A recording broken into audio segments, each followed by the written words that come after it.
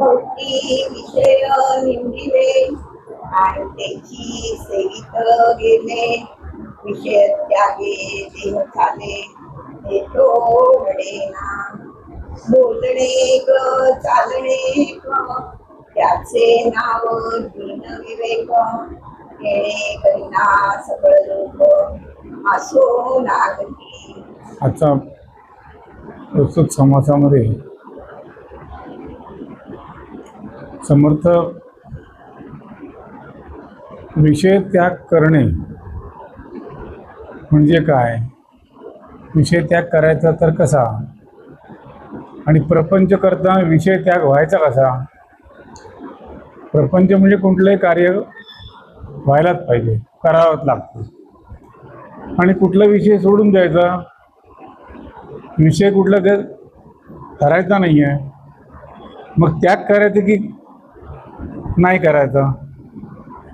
व्यवहार तर चालत नाही. कुठलाही विषय त्याची निंदा केली, हा विषय बरोबर नाही, हा करू नये, आणि तेच करायला लागलं तर काय करायचं. आपणच निंदा करायची, आपण तेच करायचं, मग ते फुकट गेलं. आता इथे त्यागाची भूमिका महत्वाची आहे. त्याग म्हणजे काय, एखादी गोष्ट आपण सोडून दिली म्हणजे ती त्याचा त्याग केला. आता आम्ही अमुक अमुक खाणार नाही, आता याच्या पुढे मी ते खाणार नाही, मग त्यांनी काय सोडलं ते. आता सोडलं म्हणजे काय केलं त्यांनी, परत सेवन केलं नाही, मग त्या काय म्हणायचं, म्हणजे तो विषय परत तो घेत नाही, म्हणजे त्याचा अर्थ त्यांनी ते सोडलं. आता त्याग करणे याचा अर्थ आपली त्याच्यावरची इच्छा गेली. आपली इच्छा शिल्लक असेल, अंतर्यामी इच्छा शिल्लक आहे, पण बाहेरून मी करत नाहीये, पण ते त्याचा अर्थ त्याचा त्याग अर्धा झाला. तो कधी परत त्याच्यात सापडेल त्याचा भरोसा नाही. आता विषय त्याग कुठलाही करायचा म्हटला तर त्यागाला महत्व काय, का महत्व आहे. जसं विमान चालवायला पाहिजे, एरोप्लेन में बैठना है और मैं गाड़ी लेके घूम रहा हूँ, 190 स्पीड है, 100 स्पीड है, बढ़ गया और बहुत स्पीड बढ़ा, फिर भी वो ऊपर टेक ऑफ नहीं ले रहे हैं. ते विमानाला त्याचं स्पीड वाढवायला लागते. ते सर्टन लेवलच्या पुढे जाते तेव्हा ते आकाशात जाते. ते जर 20 स्पीड 30 स्पीडने चालत राहील विमान तर खालीच फिरत राहील, वर जाईल काय विमान. म्हणजे त्याला जमीन सोडावी लागते, त्याग करावा लागतो त्याला. ते सोडतो तेव्हा तो तिथे जातो. तसं कोणी नोकरी धंदा करतो, तो काय म्हणतो, मला आता 1 लाखाचा पगार होता, 5 लाखाचा आता मी नोकरी सोडून देतो. मग सोडतो कधी, तर त्याला इकडे 2 लाखाची तिकडे 4 लाख मिळतात तेव्हा ती नोकरी सोडतो. त्यांनी ती सोडली. त्याग करणे म्हणजे हे सोडणं, म्हणजे त्याग करणं हा एक विषय एक लक्षात आला. पण खरा त्याग कुठला, याच्या पुढे पायरी आहे त्यागाची. त्याग म्हणजे अनासक्ती. त्याच्याबद्दल आसक्ती वाटतच नाही मला, आसक्ती माझी गेली. आसक्ती म्हणजे इच्छा. आता आसक्ती वाटत नाही, तसंच आसक्ती नसताना मग प्रपंच व्यवहार करायचा पण म्हणता, नाही केला तरी होतोच आहे परत. मग व्यवहार सोडायचा कसा, आसक्ती नाही तर अजिबात, कसली इच्छाच नाही तर त्याचा व्यवहार होत नाही आहे परत. म्हणजे दोन्हीकडे तो त्याची गडबड काय दोन्हीकडे होते जीवाची. हे करायचं का सोडायचं काय, त्याला सर्वात चांगला उपाय कुठला, अनासक्ती हाच उपाय. म्हणजे त्याच्याबद्दल आपल्याला कर्म आपण ते केले हे तो विसरला. ते जे कर्म घडले त्याच्याकडून ते त्याच्यासमोर ते देतात, तो म्हणतो ते मी नव्हे. आत्म्याची ओळख करून घ्यायची. आता अजून पुढचं सूक्ष्म गोष्ट सांगतो. आत्म्याची ओळख करून घ्यायची आहे ना, मग चुकीची ओळख सोडायला पाहिजे, त्याग करायला पाहिजे. हे आता इथे शिक्षण आहे, अभ्यास आहे. मगाशी सांगितलं ते सर्वसाधारणपणे लक्षात येण्याकरता आहे, ती उदाहरणं झाली. करायचं काय आम्हाला, आत्मज्ञाना परते भाग्य नाही. आत्मज्ञान म्हणजे आत्म्याचं ज्ञान. आणि आत्म्याचं ज्ञान ते माझं, मी आत्मा ते मी, हे ओळखण्याकरता, हे समजण्याकरता त्याग करायला शिकायला पाहिजे. त्याग केला नाही तर तो परलोकीचे साध्य होत नाही. मग त्याग काय करायचं आहे? आत्मसाधना शिकवण्याकरता सोडायचं काय? ते आत्मा नाही ते सोडून दे. जे आत्मा नाही, तुला वाटत असेल हा आत्मा आहे का? नाही ना, मग सोडून दे. सोडून देते. बाकी इथे व्यवहार काय सोडू नको. व्यवहार काय सोडून सुटत नाही आणि सुटणारही नाही. आत्म्याची ओळख करून, स्वतःची ओळख, आत्मा म्हणजे स्वतःची ओळख करून घेण्याकरता तुम्हाला, तुम्ही जे नाही ते सोडायला पाहिजे. तुम्ही काय नाही ते तुला जे दिसते ते तू नाही. तू आहेस का ते तुला दिसते ना. आता मग तुझं शरीर तुला दिसते, मग ते तू आहेस का? जे दिसते ते नाही हा सिद्धांत पक्का झाला पाहिजे. या द्रष्टम तन नष्टम, दिसते ते नाहीसे होते, राहणार नाही. बघणारा शिल्लक राहतो. बघणारा कोण? बघणारा माणूस आहे का? तो माणूस बघतो. बघणारा तो व्यक्ती नव्हे, अव्यक्त आहे ते अव्यक्त ते व्यक्त होते, व्यक्त ते व्यक्तीला धरते. अव्यक्त व्यक्त झाल्याने व्यक्तने व्यक्तीला पकडले आणि व्यक्ती ते मी. मग मी माणूस, मग बाई बाप्या काय, मग त्याचं नाव काय, अमुक आहे तमुक आहे. तो मोठा झाला, मी अमक्या नावाचा म्हणून जगात मोठा पण होतो. तो त्याला शिंग पण फुटतात सगळीकडे. त्याचा गाजा वाजा माझ्या नावाचा डंका पिटला. अरे पण देव कोण? 2 प्रश्नाचं उत्तर विचारायला पाहिजे. कोण भेटला असेल तर 2च प्रश्न विचारायला पाहिजे. स्वतःला विचारा, दुसऱ्याला विचारा, काहीतरी एक करायला पाहिजे. 2च प्रश्न. एक म्हणजे हे दृश्य जगात दिसते आहे, डोळे उघडल्यानंतर हे दृश्य जगात दिसते आहे, त्याच्यामध्ये तू आहेस. मग मी कोण हा प्रश्न विचारायला पाहिजे. आणि ईश्वर कोणाला म्हणायचं ह्याच्यामध्ये? ह्या सगळ्यामध्ये ईश्वर कुठे आहे? आणि ईश्वर ओळखायचा कसा आणि बघायचा कसा? ईश्वराला बघायला माझ्याकडे काय आहे का? दुर्बीण. ते बघतात ना, खगोलशास्त्र काय बघतात त्या आकाशात, काय गंगा आहे, कुठे काय सप्तरंग आहे, आणखीन काय काय शोधतात त्याच्यात, नाही का? ते दुर्बीण लावून असं दिसत नाही म्हणून ते दुर्बीण लावतात.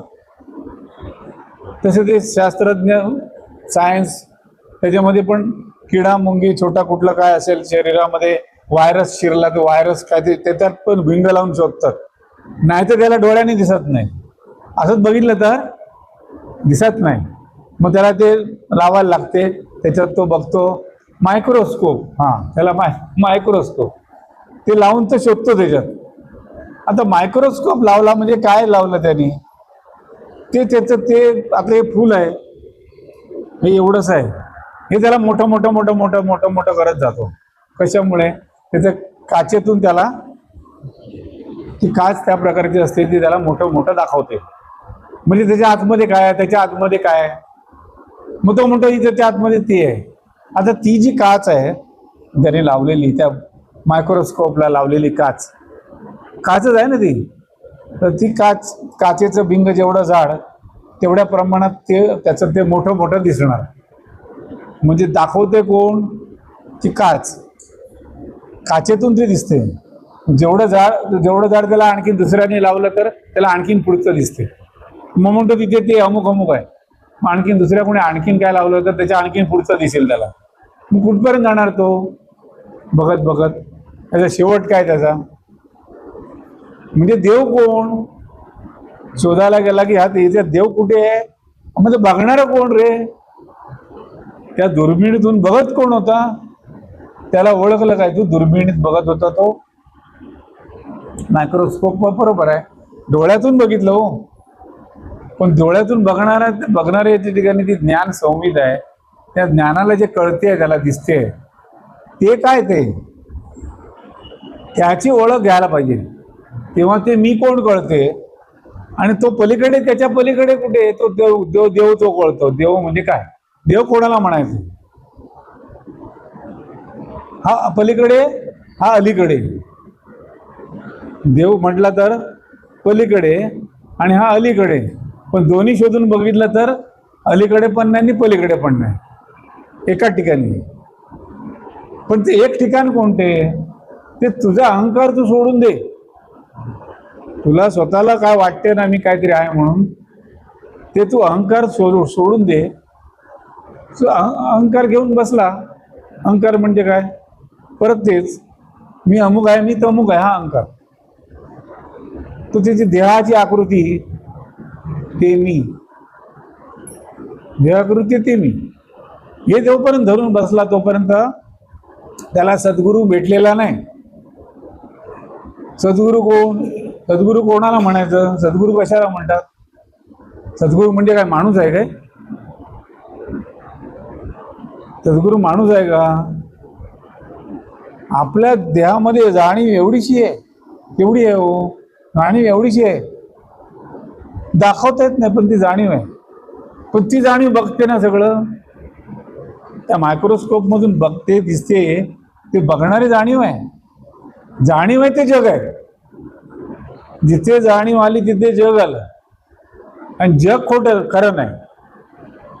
जाणीवेतून जे पाहिले ते खरे नव्हे.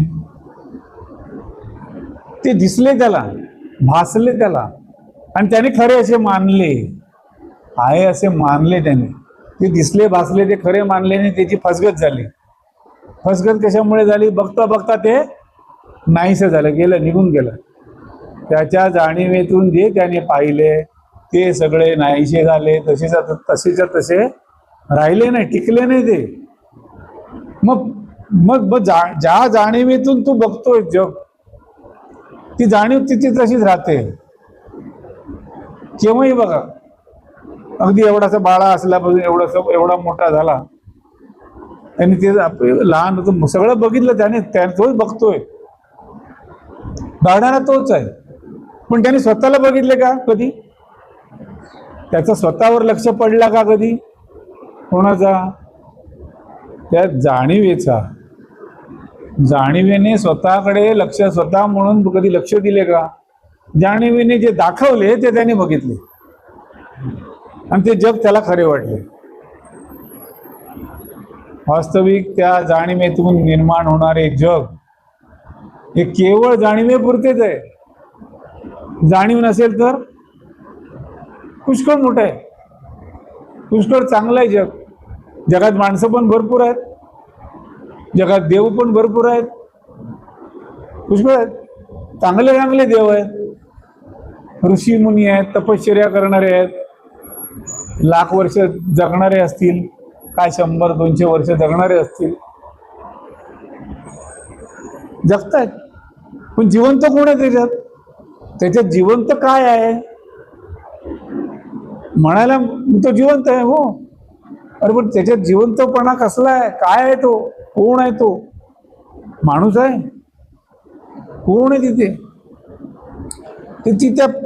ते जे काय त्याने अन्न खाल्ले त्याच्यामुळे ते शरीर, त्याला शरीर हलते, चालते.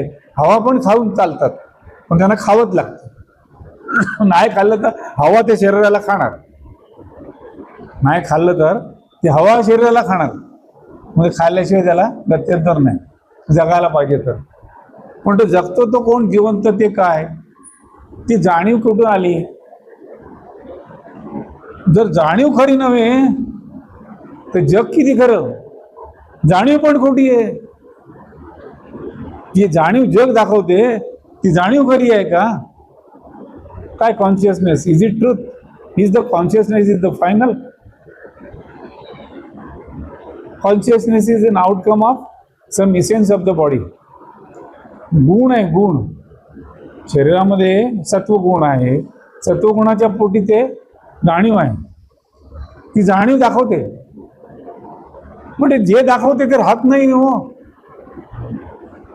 जे दाखवले त्या जाणीवेने पाहिले, पण ते जाणीव ते जग निर्माण झाले. जाणीवाची ते जग आहे. पण जाणीव खोटी ठरली तर जग खरं की खोटं? जग किती खोटं, जग किती खरं, बघण्यापुरतं खरं. स्वप्न पडलं तेच स्वप्नात दिसले. आता खोटं म्हणायची हिंमत नाही. स्वप्नात बघताना खरं आहे खरं आहे खरं आहे म्हणून बघतोय, आणि सगळे त्याच्यात त्या स्वप्नात त्यांनी काय काय बघितले. स्वप्न पडले, तो झोपलेला इकडे, त्याला तिथे साधू संत दिसले, महात्मे दिसले, लोक लोक काय काय दिसले, त्याला देव पण दिसले. पण ते सगळे देव नाहीसे झाले. त्याची जाणीव गेल्याबरोबर पूर्वीची जाणीव आली, त्याला जागृती आली, आणि ते जे बघितलेले ते कुठे गेले, ते नाहीसे झाले. मेले का? गेले म्हणजे ते मेले का? आता दिसत नाही. काय म्हणू शकतो, आता ते दिसत नाही. म्हणजे ते आमच्या ओळखीचे होते एक माणूस, ते आता दिसत नाही. मग ते मेले का? मग दिसत नाही, त्याला दोन भाग आहेत परत. एक तर ते समोर आले नाही म्हणून दिसत नाही, नाही ते ह्याची आठवण गेली, ह्याच्याकडेची आठवण गेली. हो, तो समोर आला तरी दिसत नाही. दोन पैकी एक काहीतरी होऊ शकते. तो आलाच नाही म्हणून ह्याची आठवणच गेली. मग ते माणूस जिवंत की मेले, काय म्हणायचे त्याने? तुझी आठवण गेली ते मग ते माणूस मेले का? नाही, ते समोर आहे, तुझी आठवण गेली. इथे सूक्ष्म गोष्ट आहे, लक्षात गेला पाहिजे. सद्गुरू याच्या पलीकडे.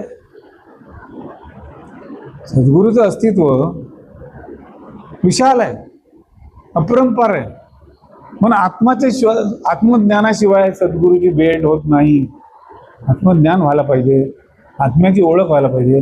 ती ओळख होण्याकरता ते सोडून दिलं पाहिजे. मग काय, घरदार सोडून देतो, सगळं सोडायला सांगितलं ना. मग त्या घरदार सोडतो, जंगलात जातो. काय करायचं, काय करायचं नाही मला. म्हणजे तिकडे जंगलात गेला तर मनात त्याच्या प्रपंच आहे. मनात इच्छा काय, मग तो परत तिथे संसार निर्माण करतो.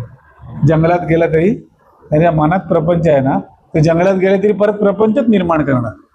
पण त्याच्याच मनात आहे तर काय करणार कोण? संसारात राहताना, प्रपंच व्यवहार करत असताना वैराग्य निर्माण झालं पाहिजे. जंगलात जायची गरज नाही, त्याला काही गरज नाही. पूर्वीच्या काळी वानप्रस्थाश्रम होते ना, गृहस्थाश्रम वानप्रस्थाश्रम होते ना पूर्वी. कशासाठी केले होते ते? तर तिथून बाहेर पडा हे समजण्याकरता. ज्याला समजलं तर त्याला तिथेच आहे ना, त्याला माहिती आहे. गौतम बुद्धाच्या बायकोला माहिती होतं घरात देव आहे म्हणून. तसं ज्याला कळलं त्याला तिथेच आहे तो. पण तो दाखवणारा सद्गुरू आहे, पण सद्गुरू माणूस नाही.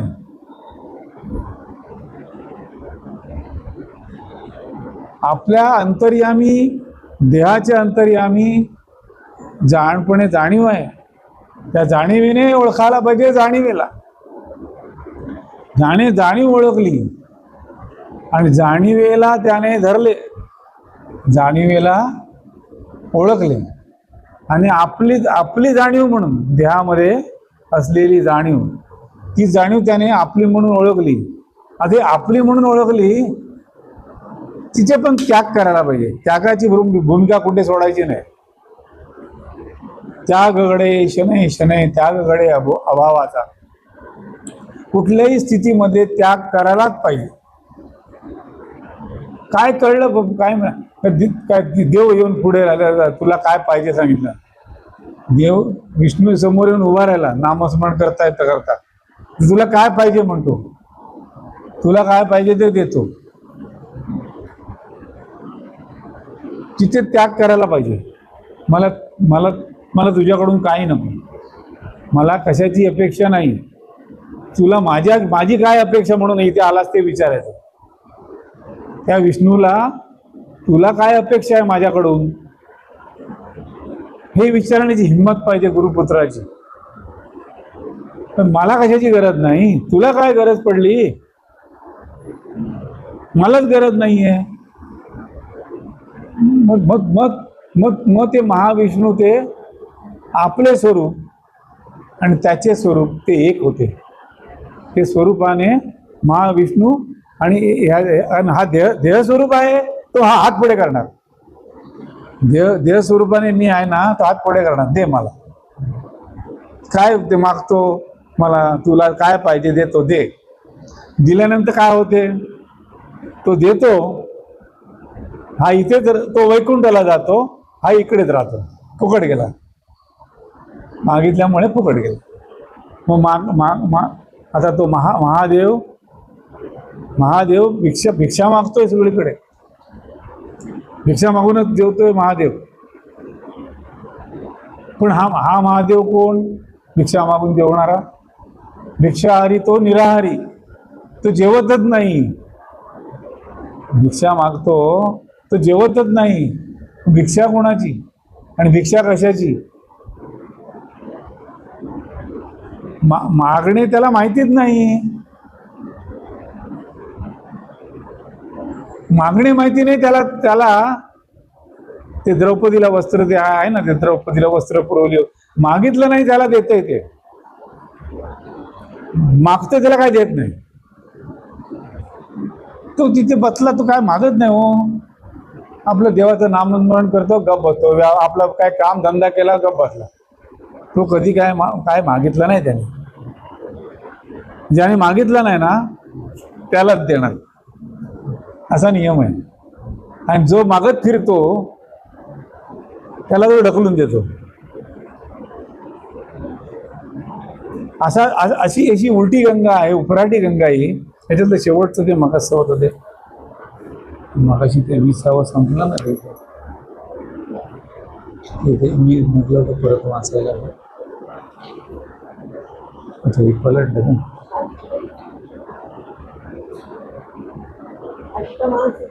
हां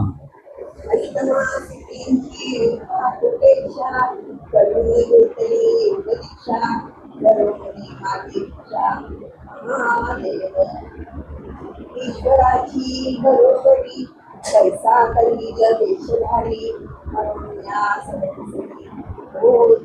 हां.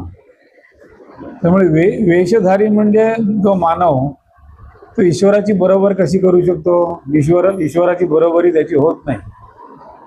त्या शंकराने काय म्हटलंय की सगळं अष्टदीक्षा म्हणजे अष्टसिद्धी, अनिमा, लघिमा, गुरुमा, अशा बऱ्याच सिद्धी आहेत. त्या सगळ्या सिद्धी त्याने सोडून दिल्या. तेव्हा त्याचे ते अंतर्यामी असलेले आत्मगुण, आत्मा हा गुण हा त्याने ओळखला. पण त्या ईश्वराची बरोबरी होत नाही, किंवा आणि त्याचा वेश नाही त्याचा. ईश्वराला कुठलाही रंगरूप नाही. मग तुला रंगरूप आहे, मग तू रंगरूपाचा ईश्वर तुझा. जो जीव स्वतःला रंगरूप असलेल्याचे मानतो, तो रंगरूप असलेल्या देवाचा शोध करतो. आणि जो स्वतःला निराकारी मानतो, मला आकार नाही, मला रंग नाही, मला रूप नाही, त्याचा देवही निराकार. त्याचा देव निराकार, त्याची भक्ती निराकार. आणि त्याचा देव भक्ती, देव त्याचा दगड, त्याची भक्ती पण दगड. याची भक्ती अपरंपार, त्याचा ईश्वरही अपरंपार. ज्याला हे दिसले आणि कळले, त्याची सद्गुरु भक्ती झाली. नाहीतर इतरांची काय झाली? भक्ती कंभक्ती झाली, भक्ती नाही झाली. उगाच धडपड करून कष्ट केले आणि काही मिळाले नाही त्याला. पुष्कळ कष्ट केले हो, पण समाधानाचं नाव नाही. आपल्या परमार्थामध्ये समाधान भरपूर त्याची तोटीच लागलेली आहे समाधानाची. कशामुळे? कारण त्याचे ते स्वरूप जे आहे ते आत्मस्वरूप, तिथे प्रत्यक्ष भगवंत. ते भगवंत असल्यामुळे काय कमी आहे? त्याला काय कमीच पडत नाही, आणि कमी झालं तर पडू देत नाही. भक्ताला तो भगवंत काही कमी पडायला देत नाही, तो मागत नाही. म्हणून त्याला भक्त म्हणजे तो मी आणि तू सारखंच, तुझ्यातनी माझ्यात भेद मला दिसत नाही, अशी जेव्हा अंतर्यामी भूमिका येते आणि ती पक्की त्याची होते, की जेव्हा पक्षी होते त्याला तेव्हा त्याला आपोआप दिसते की कसं काय हे गौडबंगाल काय आहे, कसं जग निर्माण झाले, कशी माणसं निर्माण झाली, काय झाले हे त्याला तो दाखवतो. आणि मोक्ष म्हणून त्याला मोक्षाची गरज लागत नाही. ते मोक्ष आणि बद्ध सगळं कल्पना आहे हे त्याला तो सद्गुरू अंतर्यामातून सद्गुरू त्याला दर्शन देतो. आणि ते त्याचे अपरंपार असलेले आपले अस्तित्व म्हणून त्याला दिसते. राजा विराज सद्गुरुनाथ श्री सर्वदत्त महाराज की जय. राजा विराज सद्गुरुनाथ सिद्धरामेश्वर महाराज की जय.